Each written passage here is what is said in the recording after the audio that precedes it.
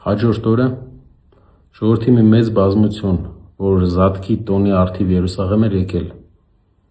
երբ լսեց, թե Հիսուսը Երուսաղեմ է գալիս, արմավենու ճյուղեր վերցրեց և ընդառաջ ելավ Հիսուսին դիմավորելու բարձրաձայն աղաղակելով. «Ովսաննա, օրհնյալ լինի նա, որ գալիս է Տիրոջ անունով, Իսրայելի Թագավորը»։